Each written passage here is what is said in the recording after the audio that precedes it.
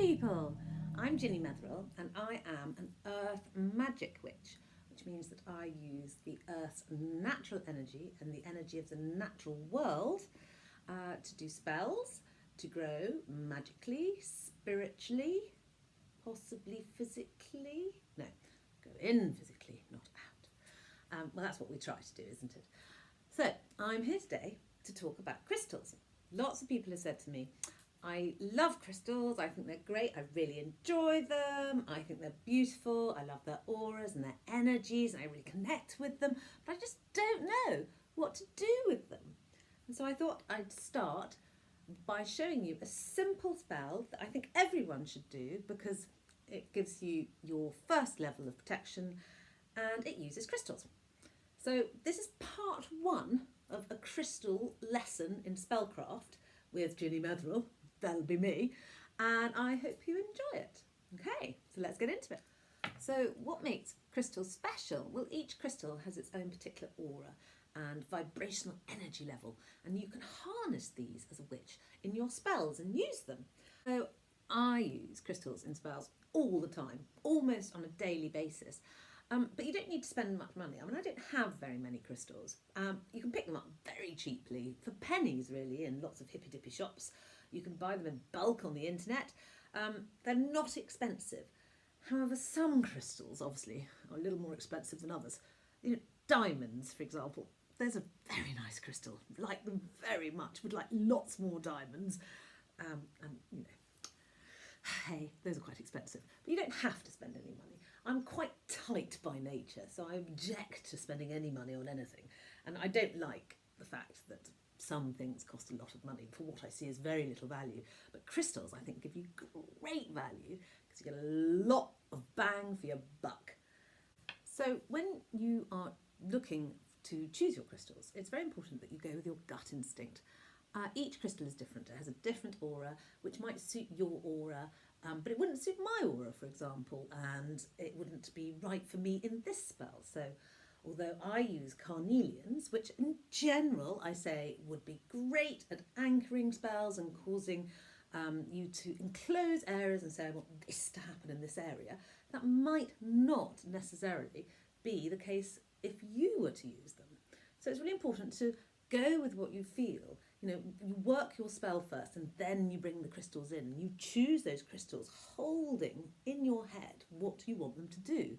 And so it's a very personal choice. I can't say, for example, I use the example of red jasper being very good for pulling in cash. Well, it's good for me, might not be so good for you. And I'd suggest that it probably is because, you know, there's only so much vibrational low level that cash can attract to. So you've got to just go with your instinct. Okay, so on that note, let's crack on and talk about what spell we're going to do. The spell we're going to do today is essentially a protection spell, and you can protect a room, you can protect your house, you can protect a village. It's however big or small you want it to be. So we're going to suggest a room spell because the bigger the spell, the more prana or energy you're going to use and the tireder you will feel afterward if your spell's working properly, if you're doing a big spell. It can knock you out for, you know, I've been knocked out for a couple of days after a really big spell. Just lying in bed drinking gin. It's been great. Anyway, the ward spell that I suggest we're going to do is to protect your room. And what it does, it prevents anything bad, negative or harmful from entering. This can include armed robbers or nasty bad jujus or difficult aunts. I'm not quite sure if anyone has a difficult aunt. I don't. I've got lovely aunts. They're great. It's whatever you feel. So once you've got it in your head, this is what I want to do. The next thing you have to do is write it down in your book of shadows. Here's my book of shadows. Pentacle, leather, love it. When I'm doing my book of shadows writing, I would write down the date first of all, then what I would like the spell to achieve. So I would like to say something along the lines of, I want the spell to ensure that no negative energy or harmful entities can enter through the wards that I'm going to put up. You've put it down in your book, Your intent is there. That is almost the spell halfway done. Almost, not quite. There's a bit more. We'll go to that now, shall we? So, having written your spell, or the intent of the spell, you can now go about choosing your crystals. So, what I would do is I would get my pendulum, because I'm really good with the pendulum. You might not be so good with the pendulum, or you might not use one at all, whereupon I want you to go with your gut, but I like to go with the pendulum. So if I was going to do a ward spell, I would say, for example, here's some carnelians, say to my pendulum, I'm about to do a ward spell, shall I use these carnelians? Look, the pendulum is swinging left to right, which is a no for me. So it's going, no, don't use the carnelians, they're not particularly good. So then I would get my very small box of crystals. I don't possess many, but you don't need many. It's not, you just need one or two. I would get my small box of crystals and say, would any of these crystals from this box be good in a ward spell? And it says, as you can see, my pendulum is moving backwards and forwards, saying, yes, this would be good in a ward spell. Then we can choose. So I would carry on with any from the first 4 boxes. Oh yes, any from the first 2 boxes? No, from this box. So the pink one, that one, this one. So here we go. If I can get it out, which I can't because they're packed in. This one, I'm not quite sure what it is. I'll have to look it up. I do have a list somewhere, but that is going to be one of my ward crystals. Right, so then I carry on. So for the next one, any from this box here. Yeah, this one. Yeah, this one. It looks like some green adventurine. This one. Oh, yes, this one too. It was doing greens. That looks like some malachite. Malachite's a very powerful, good, great stone. And this one as well. Oh yeah, okay. Doing the greens. It's all green today. So I've chosen 4, which is all I'm going to choose actually for the moment, because that's all I need. So I've got some malachite here, and I've got some, I think this is called chrysocolla. I don't really know how to pronounce it actually. That looks like a green adventurine, and then a bit of green jasper, I think that is. Green quartz, something like that. Anyway, so I've chosen green ones. I don't think I've used all 4 green ones in a spell before. Great, so this is my crystals for my ward spell. Sorted. If you don't use a pendulum, again, as I keep saying, just go with your gut. Think, oh, do I want that one? Do I want that one? Well, I really like that one. Go with whatever you think is most affinity with yourself and your energy. Ones that you like the look of the most, and they could be different. And you can do this in a shop. If you haven't got any crystals, you can go to a shop and just sit there going, you really like that one. As long as you hold in your head the purpose of the choice that you are having, then you will choose the right stone. Okay. So now you've got your stones and you've chosen them, I want you to make sure that you have got their energy all in line. And a great way to do this is to clear the energy. Now, we have talked about this before, about how to clear energy. You can give them a wash. You can give them a little smudge with a smudge stick. You could put them in a singing bowl and give them a bong, like this.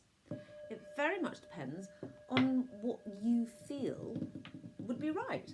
I personally, because we've got lovely and beautiful clear spring water comes straight out the side of the hill here, so I like to give mine a wash, and I like a bit of soap because I love soap.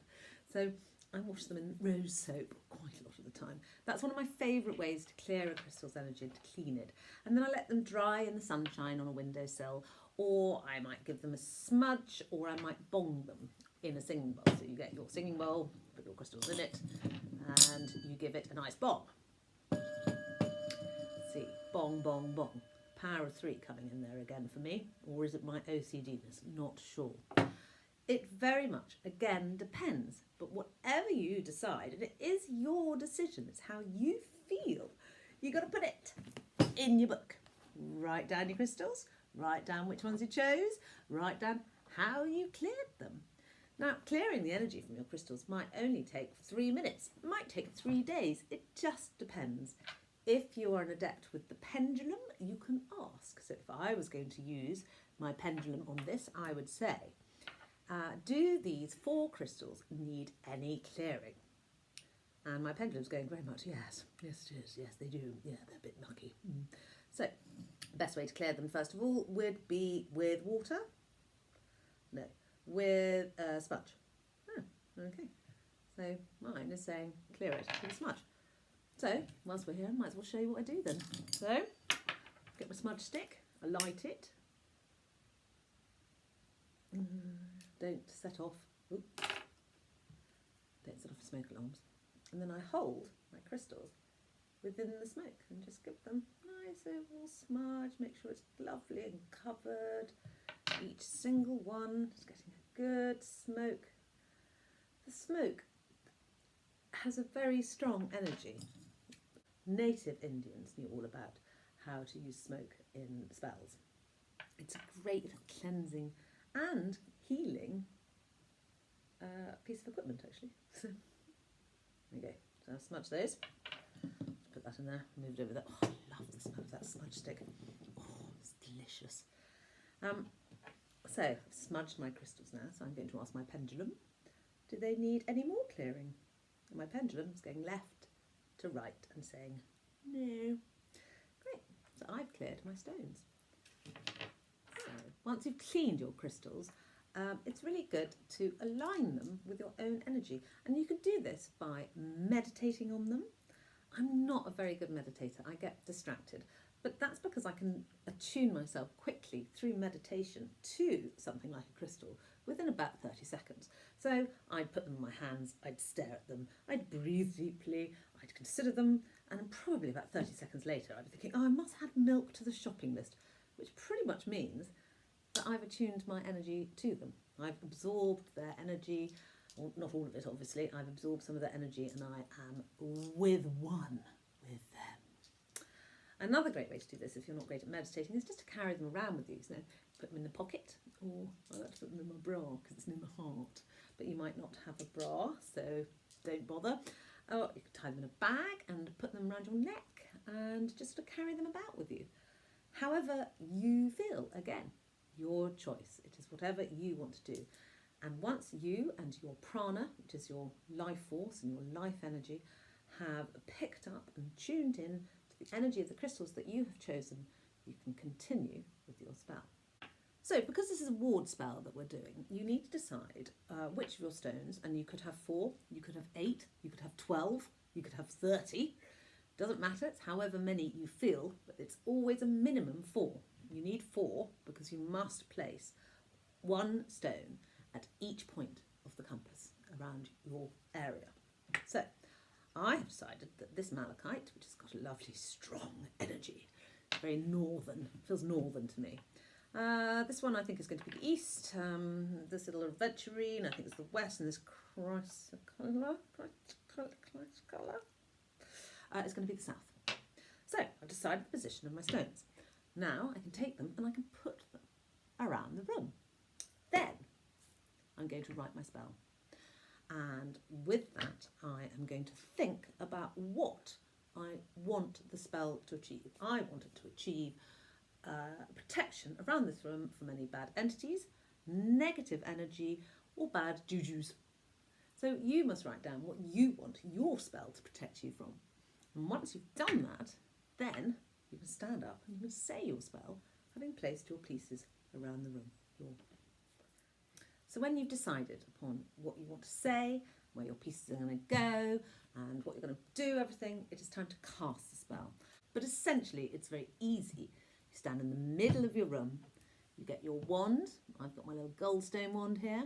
You point it at the northern point, and you walk around the room, pointing your wand at all your crystals as you walk round in a circle, and you say your spell. And you can do it once, you can do that twice, you can do that 3 times. I normally do it 3 times, and because I really like 3, and I always feel the power of 3 is very me. However many times you would like to do it. And once you've done it, hold the intent there, and your spell is complete. So when you've finished your spell, you need to leave your stones in place for as long as you wish the spell to remain. It's there for you. If you take the stones away, it breaks the spell. That's how that works. So leave them in place for as long or as little as you feel the need for them. It is only this ward spell that requires them to remain there, for as long as you wish the spell to be there. Other spells, which we'll go into in our next videos, you can just use them during the course of the spell, and then once the spell is complete, you can take them back and reuse them for something else. One of the reasons why you must always clear and think about cleaning your stones in between, or before you cast a spell with them, because otherwise they can pick up a bit of the energy that you might be using from a previous spell, or they can pick up maybe a bit of the negative energy that you might have had yesterday when you came back in a really bad mood from work, when I'm going to clean my crystals. Pick up that sort of energy. So it's important to remember cleaning as part of the spell, because the better that you clean them and the more you align their energy with yours, the better the spell will be. So there we are. I hope you wrote everything down in your book of shadows. And if you haven't got one, do get one, because it's so important. Part of the spell is always the intent. And if you can write the spell down, it makes your intent much stronger. So if you enjoyed this video, don't forget to watch my other ones. If you didn't understand what I was talking about with the pendulum, do watch my pendulum video, which I'm going to put here. There's a link. Stick on the link, tap on it. And otherwise, remember to subscribe and like my videos and turn on that notification bell, because then you'll hear everything new that comes out from this amazing channel. I do videos approximately once a week, so look out for me next week when we'll do a part 2 on this crystals. And in the meantime, I hope you do a great spell. Let me know how you got on in the comments below, and any problems, comment below, and I'll see if I can help. And otherwise, I'll see you in the next video.